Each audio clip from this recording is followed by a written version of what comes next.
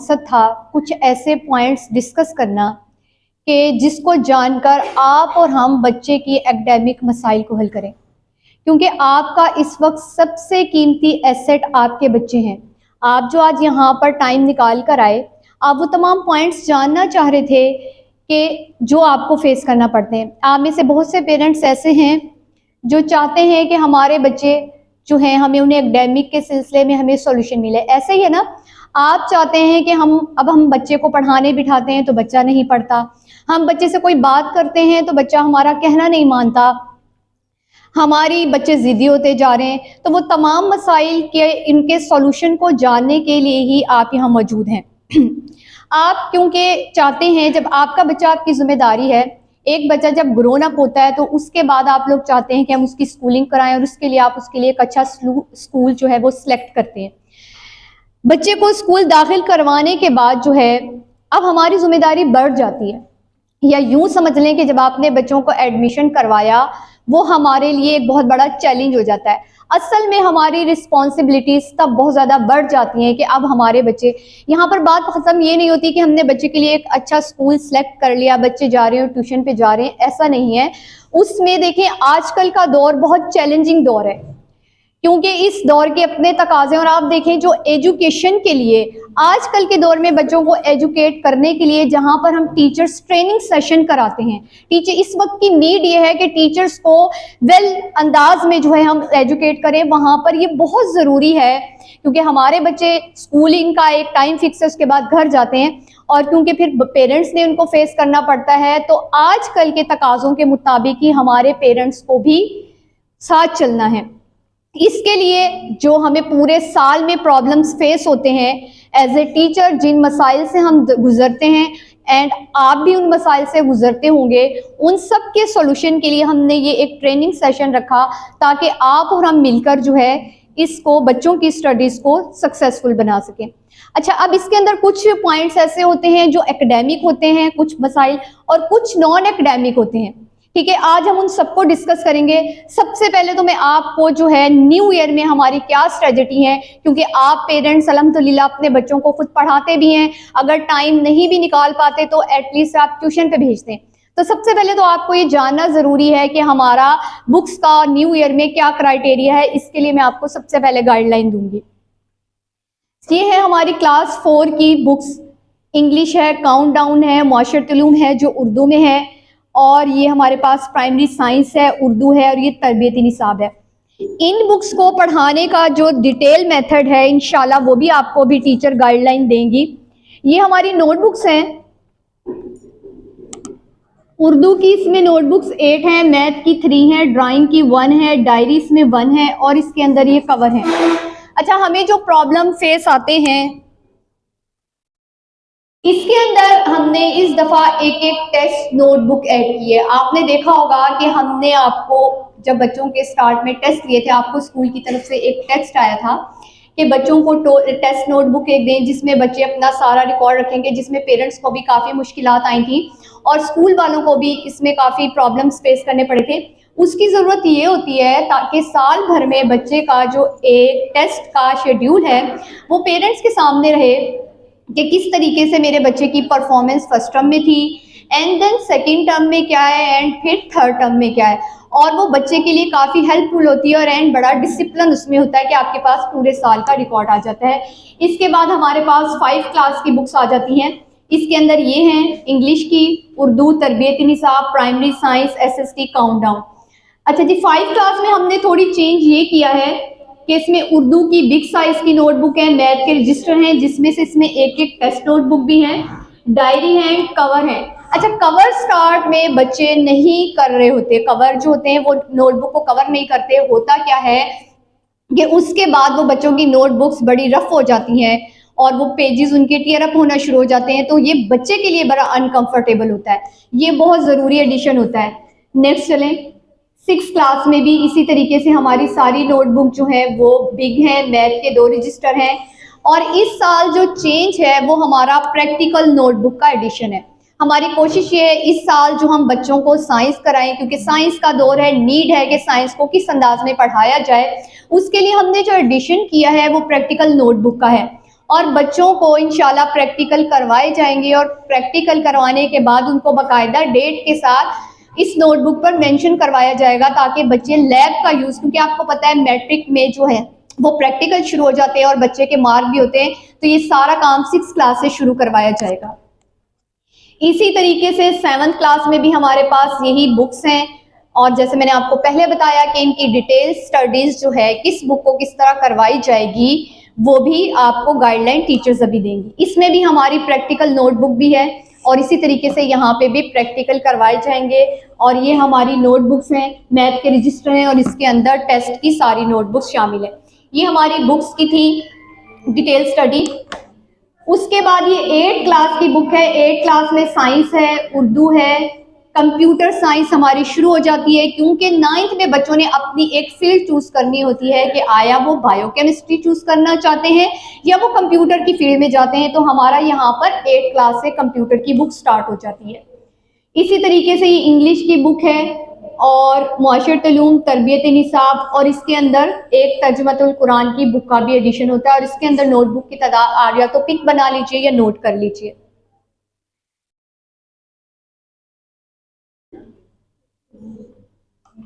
अच्छा जी, अब यहाँ पे जो हमारी सारी बुक्स हैं वो बेस करती हैं एसएनसी पे। अब एसएनसी क्या है? इस वक्त तमाम स्कूल्स में है जो एसएनसी को फॉलो किया जा रहा है। एसएनसी है सिंगल नेशनल करिकुलम, ठीक है, कौमी यकसी निसाब।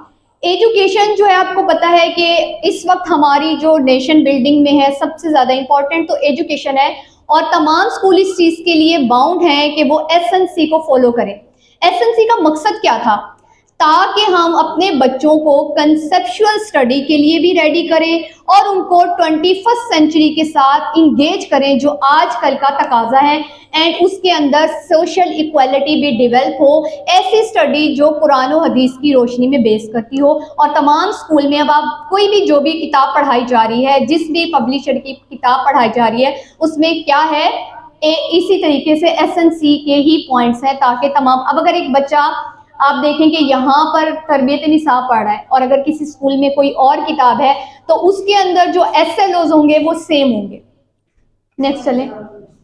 अच्छा, मैं थोड़ी सी आपको यहाँ पे टर्म डिस्ट्रीब्यूशन बताऊंगी। मे भी वैसे तो आप बहुत सारे पेरेंट्स जानते हैं लेकिन फिर भी ताकि हम मजीद इसको अंडरस्टैंड कर लें, हमारी साल में 3 टर्म्स होती हैं, फर्स्ट टर्म, सेकेंड टर्म और थर्ड टर्म।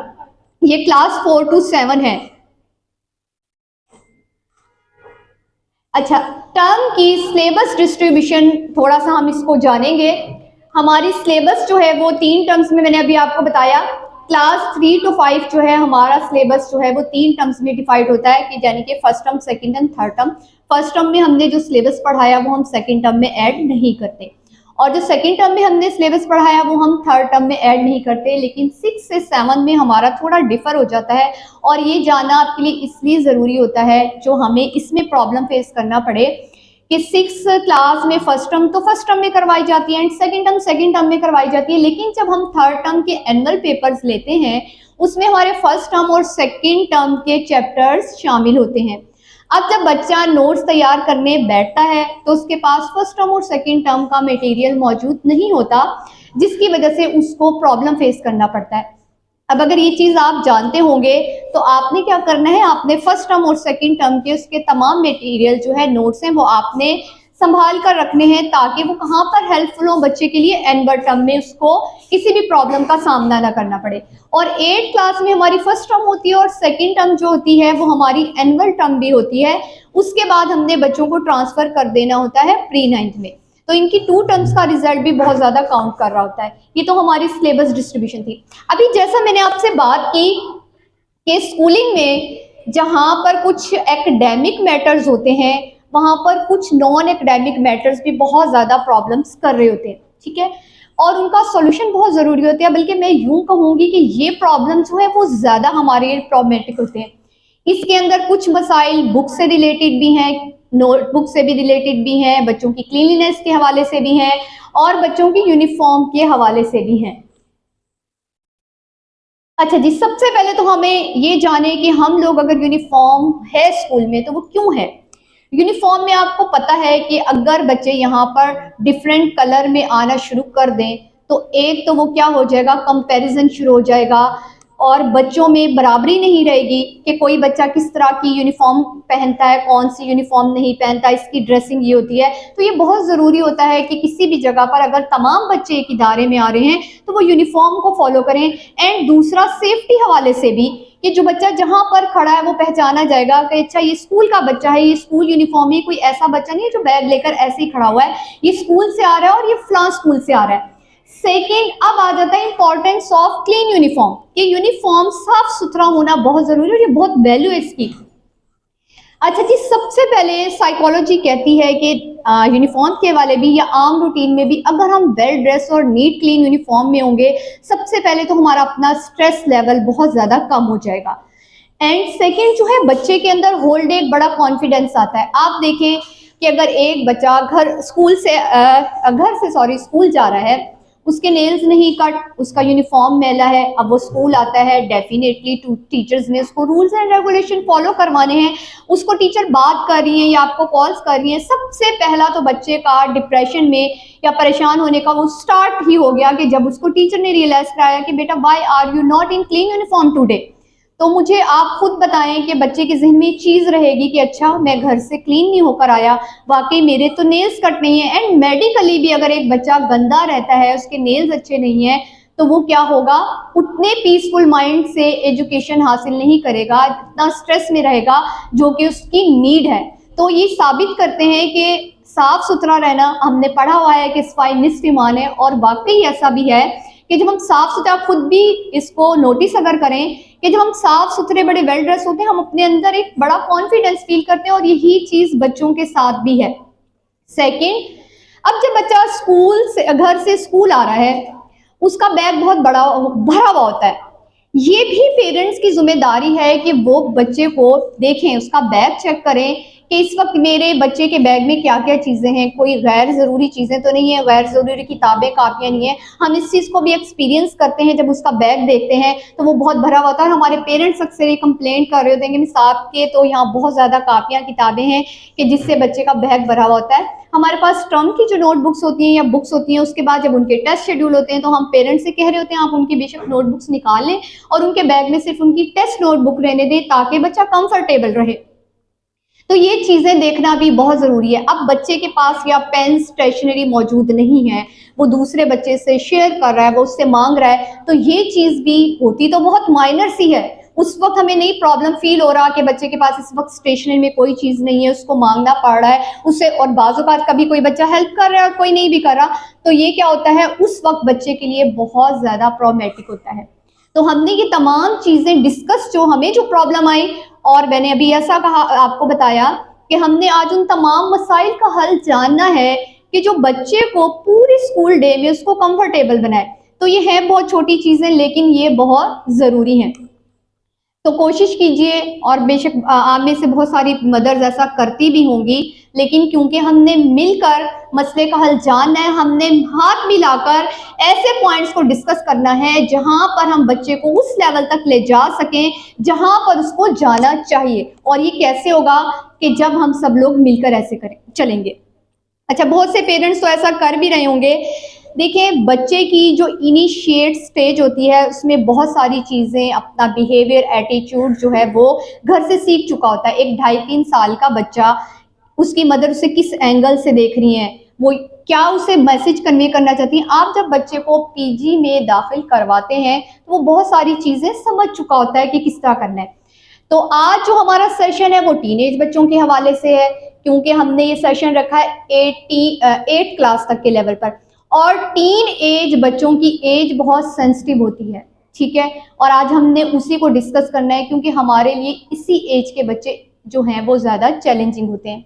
अगर 13 साल तक आप बच्चे के ऊपर फोकस कर लेते हैं तो यकीन माने उससे आगे आपको कुछ भी नहीं करना पड़ता। उस वक्त आपके बच्चे वो बन चुके होते हैं जो आप उन्हें बनाना चाहते हैं, जो हैबिट्स आप उनमें डेवलप करना चाहते हैं। इस एज तक अगर तो आपने फुली उन पॉइंट्स पर ग्रिप हासिल कर ली, देन आप समझ जाएं कि आप आगे पुरस्कून हैं, क्योंकि बच्चा 14 ईयर्स एज एनफ होती है इस चीज़ को अंडरस्टैंड करने में कि हमारे पेरेंट्स हमें क्या सिखाना चाहते हैं और हमसे क्या चाहते हैं। तो आपको किस एज तक बहुत बच्चों के लिए फोकस करना है? 13 टू 14 एज तक। अच्छा, उसके लिए कुछ हमने ब्रॉड हेडिंग्स बनाई हैं और मैं अब उन हेडिंग्स को डिस्कस कर लूंगी। मैं टाइम कम लूंगी ताकि हम आपको अपना आगे भी सब्जेक्ट का क्राइटेरिया बता दें। नेक्स्ट चलें, यहाँ पे कुछ पॉइंट्स पेरेंटिंग के हवाले से थे। Role of parents in child's development. अब क्योंकि हमारा मसला ही है, आप लोग यही चाहते हैं कि मेरा बच्चा 95 मार्क्स ले, ऐसा ही है ना, और मेरा बच्चा घर में मुझे तंग भी ना करे। अगर मैं अपने बच्चे को पढ़ाई करने के लिए कहूँ तो मेरा बच्चा उस वक्त बैठकर बात सुने। अब मैं क्या करूँ, क्या करना चाहिए? सबसे पहले तो है इसके अंदर बी आर रोल मॉडल। देखें, हमारे जो बच्चे हैं उनके लिए सबसे ज्यादा सुपर हीरो कौन होते हैं? उनके पेरेंट्स। उनकी मदर उनके लिए सुपर मॉम होती है और उनके फादर उनके लिए सुपर फादर होते हैं। अब आपने करना क्या है? आपने उनके लिए चीज़ों को वैल्यूएबल बनाना है, मीनिंगफुल बनाना है, उनके लिए मीनिंगफुल पेरेंट्स बनाना है। अब ये है कि हम क्या करें? आप जो चाहते हैं कि मेरा बच्चा अगर तो सच बोले, लेट्स सपोज आप चाहते हैं मेरा बच्चा सच बोले, मेरा बच्चा पढ़े, आपने क्या करना है? आपने बिल्कुल वैसे ही बन जाना है। इसकी एक छोटी सी मिसाल दूं, अगर हम अपने बच्चों को कहते रहेंगे ना कि बेटा सच बोलो, ये शाउट ना करो या गुस्सा ना करो, और थोड़ी ही देर के बाद हमारे पास कोई काम करने वाली आ रही है और हम उससे गुस्से में बात कर रहे हैं कि तुमने गिलास तोड़ दिया, तुमने क्या किया है। अब हमारे पास बच्चा खड़ा हुआ उसको देख रहा है, तो वो ये चीज नहीं देखेगा कि मेरी मदर ने अभी तो मुझे ये बात की है कि आपने झूठ नहीं बोलना, आपने गुस्सा नहीं करना, आपने ये नहीं करना, और वो आपको देख रहा है उसी दौरान में इस तरह करते हुए। तो आप खुद बताएं, क्या उसके लिए आपका ये सारा बिहेवियर काउंट करेगा या जो आप उसको समझा रही हैं वो काउंट करेगा? उसके लिए क्या चीज मैटर करेगी कि मेरे मदर या फादर खुद किस तरह बात करते हैं। और अगर आपने खुद अपने आप को वैसे मोल्ड कर लिया तो उसके बाद आपको उसको कुछ पॉइंट समझाने की जरूरत नहीं है। तहकीक ये कहती है, ट्रेनिंग्स ये कहती है, साइकोलॉजी कहती है, क्योंकि अभी हम बात कर रहे हैं टीन एज बच्चों की। टीन एज बच्चे ने, आप उससे जो मर्जी कह लें, सीखना किससे है? हमारे एक्ट से। और ये रियलिटी है, इसकी कुछ एग्जांपल्स मैं अभी आपको बताऊंगी। तो हमने क्या बन जाना है बच्चे के लिए? Meaningful parents. हमने वो थोड़ा सा हेक्टिक तो होता है क्योंकि हम लोग बच्चे से एक्सपेक्ट, अच्छा होता ये हम बच्चे से एक्सपेक्ट कर लेते हैं, हमने बस इसे एक बात समझा दी, हमने इसे कह दिया ये बिल्कुल वैसा बन जाए, लेकिन ऐसा नहीं है। अभी मैंने बात की कि टीन एज बच्चे जो हैं हमारे लिए बहुत चैलेंजिंग हैं और हमने ही उनके लिए सब कुछ करना है। सेकेंड आ जाती है रीड टुगेदर। Read together. अब हम चाहते हैं कि हमारा बच्चा पढ़ने बैठे, ठीक है, हमने क्या करना है? हमने उसके साथ खुद भी पढ़ना है। आप घर में एक रूम सेलेक्ट कर लें, आप ऐसा एक कॉर्नर बना लें जहां पे बुक्स पढ़ लो।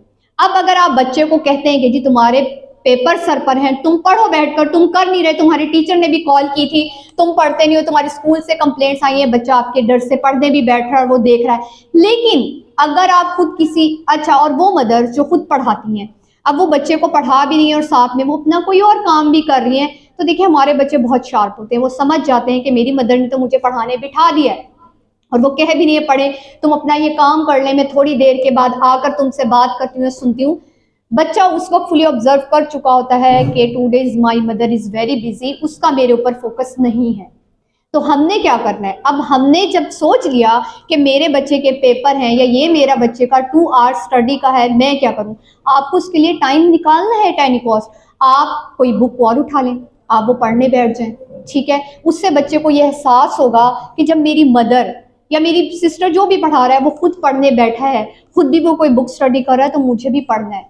हमें फील होता है ऐसे कि नहीं, इस पे बच्चे की साइकोलॉजी पे कोई असर नहीं पड़ रहा, लेकिन ये बहुत जरूरी है और डेफिनेटली पढ़ता भी है, ठीक है। इसकी एक छोटी सी एग्जांपल दूंगी मैं अपनी घर से ही कि मेरे जो घर में बच्चे हैं, भांजे भतीजे, उनकी मदर बिजी थी, उन्होंने उन्हें कहा कि चलें जी आप पढ़ लें और मैं अभी आती हूँ। वो बच्चा वहां से उठा और वो मेरे पास आया कि मम्मा तो बिजी हैं, वो कह रही हैं कि आप जाके काम कर ले, मैं तो नहीं पढ़ता, मैं होमवर्क ही नहीं करा अपना। अच्छा, जब मैंने उसको कहा कि चले मैं आपको पढ़ाऊँ, आप बैठो, तो देन मैं भी बिजी हो गई। उसने मुझे ये बात की कि आप भी बिजी हैं, मैं आपसे भी नहीं पढ़ता। मैंने कहा मैं आपकी बात सुन तो रही हूँ, आपको पढ़ा तो रही हूँ। उसने कहा नहीं, आप अपना काम करिए, मैंने भी होमवर्क नहीं करना। एंड तब मैंने रियलाइज किया कि वो अपनी मदर के पास से मेरे पास आए, ये चाह क्या रहा है। देन मैंने अपने सारे काम स्टॉप किए और उसके पास में बैठी, मैंने उसको मोटिवेट किया, उसको साथ साथ अप्रिशिएट किया, जब पढ़ाया उसके लिए टाइम निकाला एंड देन मैंने अपनी वर्डिंग चेंज की। चलो अच्छा ठीक है, हम बैठ के पढ़ते हैं, मैं भी आपके साथ पढ़ रही हूँ, देखते हैं कौन सबसे पहले, मैं उसको कोई डिक्टेशन करवा रही थी, कौन काम करता है, आप अच्छे वर्ड्स लिखते हो, मैं आपको कुछ वर्ड्स बता रही हूँ, फिर आप भी मुझे बताना एंड देखेंगे किसने अच्छा किया। और उसने यकीन करें मेरे पास पूरा 1 आवर इंटरेस्ट लेकर पढ़ा। तो ये थोड़े से जन मुझे रियलाइज हुआ कि थोड़े से पॉइंट्स हैं कि मैं इतनी देर से जब उसको कह रही थी, उसकी मदर भी कह रही थी पढ़ ले, लेकिन वो चाह क्या रहा था। और उसके बाद उसने बड़े आराम से पढ़ा कि जब ये पढ़ रही हैं तो ये कुछ पॉइंट्स थे, ये मुझे आइडिया हुआ कि वाकई ये बहुत ज़रूरी होता है बच्चों के लिए। तो हमें भी इसी चीज़ पे हमने क्या करना है, हमने बच्चे को आइसोलेशन का एहसास नहीं होने देना कि तुम अकेले पढ़ रहे हो, स्टडी तो तुमने ही करनी है। हमने उसे कॉन्फिडेंस वे में लेकर चलना है कि अगर आप पढ़ रहे हो तो ये आपने, उसके बाद आप उसे ब्रेक्स भी दें, उसके बाद आप उसके लिए कोई स्नैक्स अरेंज कर दें, लेकिन जब वो स्टडी करे तो उसके लिए क्या हो, एक कंफर्टेबल वे में हो। अब आ जाता है प्रोवाइड प्लेयन एटमोसफेयर। हमने क्या करना है, हमने एक तो 3 पॉइंट्स का ख्याल रखना है जब हमने बच्चे को स्ट्रेस फ्री करना है। वो कौन से 3 पॉइंट्स हैं। एक, बच्चा जब घर से स्कूल आ रहा हो, हमने बच्चे को किसी भी किस्म की कोई डांट डपट नहीं करनी, ना उसको नाश्ता करने के हवाले से, ना उसको बैग रेडी करने के हवाले से हमने नहीं डांटना। एक, हमने उसको सोते हुए नहीं डांटना एंड सेकंड, हमने उसको पढ़ते हुए नहीं डांटना।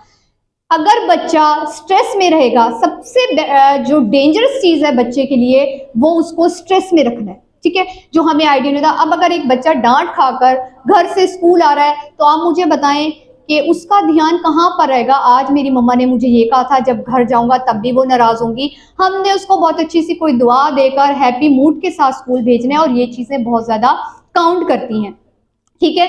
सेकंड, उसके बाद जब वो स्टडी करता है तो हमने उस एनवायरनमेंट को भी उसके लिए प्लेजेंट बना लेना है। हमारे घर में एक अलग हो टीवी रूम हो, जहां पर देखिए जैसे किचन है, किचन में जब हम जाते हैं हम सिर्फ वहाँ खाना पकाने के लिए जाते हैं और हमारा पर्पस कुछ भी नहीं होता, ना कोई बच्चा जा रहा होता है। इसी तरीके से होता क्या है कि वहीं पर टीवी भी चल रहा होता है, हम ड्रामा भी देख रहे होते हैं, हो जाता है ऐसा है, और हम बच्चे को वहाँ पर पढ़ा भी रहे होते हैं, तो बच्चा उस वक्त स्टडी फोकसली नहीं करता। हमने इन सब चीज़ों का ख्याल रखना है कि हम उसकी स्टडी को मीनिंगफुल कैसे बनाएं। तो ये उसके बाद आ जाती है अटेंड पीटीएम्स रेगुलरली। अच्छा, पीटीएम अटेंड करना बहुत ज़रूरी है। पीटीएम हमने किसके लिए अरेंज की होती हैं, पेरेंट्स के लिए। और अक्सर पेरेंट्स पीटीएम में शायद हमसे हो जाता है कि जब हम बच्चे की कोई पॉइंट नेगेटिव ऐसा डिस्कस करना चाहते हैं या हम बच्चे का कह रहे हैं कि क्लास में शरारतें बहुत करता है, अब हमें बड़े प्रॉब्लम फेस करने पड़ते हैं, तो उसमें हमारे पेरेंट्स अक्सर ये समझ रहे होते हैं, वो उसी वक्त या तो घर जाके बच्चे को डांटते हैं कि देखा तुम्हारी टीचर ने तो बड़ी कंप्लेन की थी, तुम्हारे स्कूल से डांट पड़ने को मिली है, तुमने तो मेरी इंसल्ट करवा दी। ऐसा नहीं है। हम ये चाह रहे होते हैं, हम आपसे भी ये चाह रहे होते हैं और हम अक्सर कहते भी हैं कि अगर आप स्कूल में बच्चों की कोई अपने घर में कोई ऐसा प्रॉब्लम फेस करते हैं, आप हमसे डिस्कस करें। और हमारा मकसद आपको बताने का ये होता है कि मे बी जो बच्चा स्कूल में एक्टिविटी कर रहा है, जो रिएक्शन कर रहा है, आप उससे अननोन हो, आप ना जानते हो कि मेरे पास, तो जब आप हमारे पास आते हैं, हमारा बेसिक पर्पस क्या होता है, आपके साथ मिलना और आपको अपने साथ मिलाना, ताकि जो बच्चे के अंदर गैप्स आ रहे हैं उसको फुलफिल किया जाए, उसे जाना जाए कि आखिर ये कर रहा है तो क्यों कर रहा है। तो उसमें बच्चे को डांटना नहीं होता, उसमें आपने उसे कॉन्फिडेंस देना होता है। एंड जब आप पीटीएम पे आते हैं तो बच्चा ये समझ जाता है कि मेरे पेरेंट्स की तो मेरी टीचर के साथ बड़ी अच्छी बॉन्डिंग है।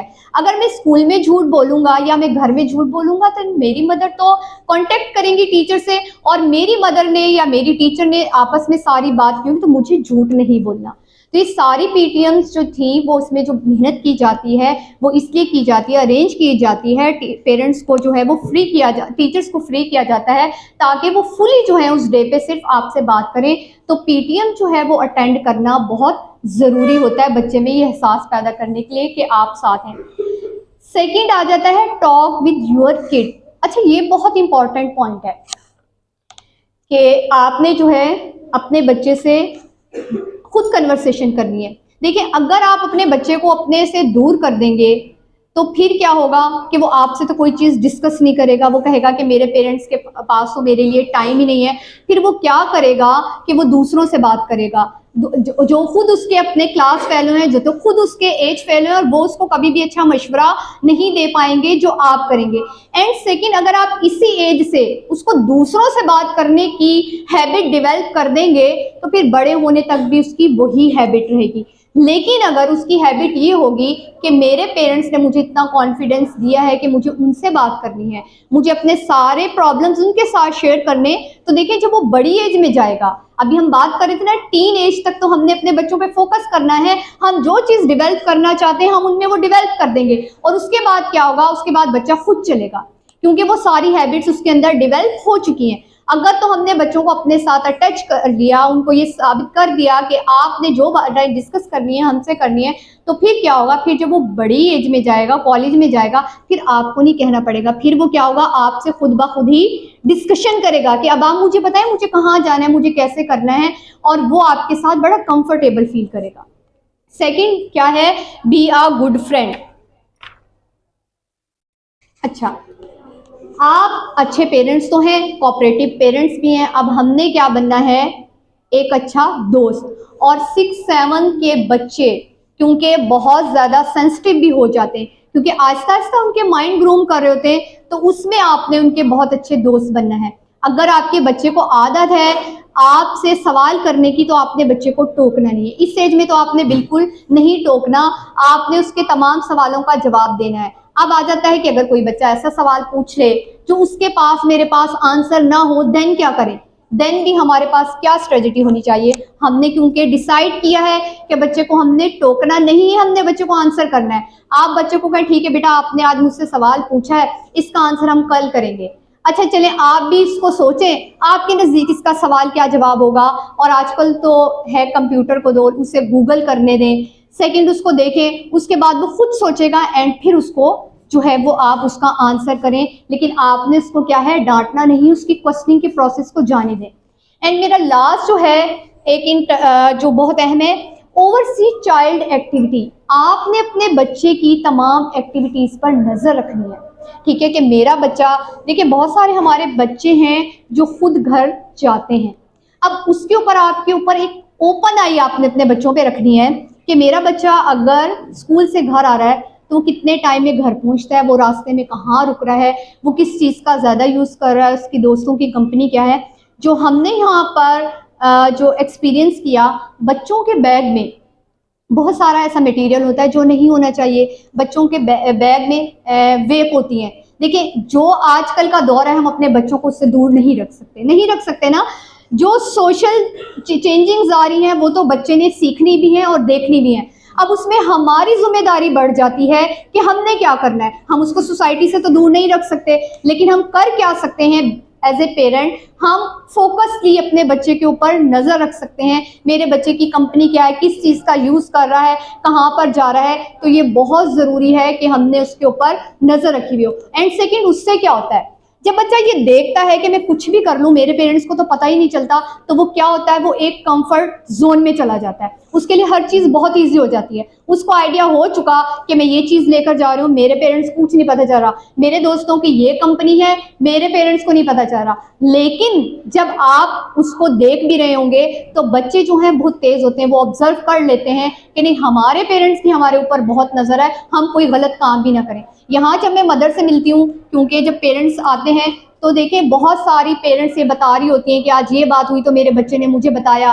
एंड सेकेंड उसने कहा ठीक है मम्मा ये नहीं होना चाहिए था। वो क्या होता है, वो उन पेरेंट्स ने उनको वो कॉन्फिडेंस दिया हुआ होता है, ठीक है, और जिसकी वजह से बच्चे उन्हें बात बताते हैं और उन्हें फिर आइडिया हो जाता है कि अगर ये चेंज है तो मैंने फिर अपने बच्चे को उसके लिए कैसे कवर अप करना है। तो ये खुद आप अपना हेल्पिंग हैंड अपने बच्चे को बना लेते हैं और आप लोग खुद बहुत ईजी हो जाते हैं। तो हमें जो है वो इन तमाम पॉइंट्स को फॉलो करना है। और सबसे बेसिक चीज़ जो हमें पता चली, हमने अपने टीन एज बच्चों को रोल मॉडल बन जाना है, उनके लिए चीज़ों को डिसिप्लिन कर देना है, वैल्यूएबल बना देना है, और हमने उनको स्ट्रेस फ्री करना है। हमने कोई भी चीज़ उनको मार और डांट पर नहीं समझानी, बल्कि उसको उस चीज़ को समझाने के लिए कौन सा तरीका अख्तियार करना है, हमने उसको बिल्कुल वैसा कर देना है। अगर हम सच बोलने की प्रैक्टिस कराना चाह रहे हैं तो हम खुद सच बोलना शुरू कर दें।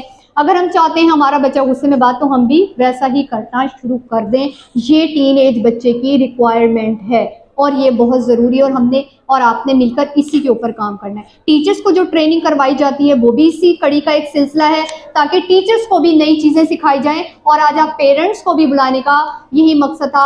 आपकी मौजूदगी ये जाहिर करती है कि आप वो पेरेंट्स हैं जो इन तमाम मसाइल को चाहते हैं और इंशाल्लाह हल भी करेंगे। ठीक, आगे अब मैं आपको टीचर जो है पूरी गाइडलाइन देंगी कि किस सब्जेक्ट को किस तरह टीच करवाते हैं।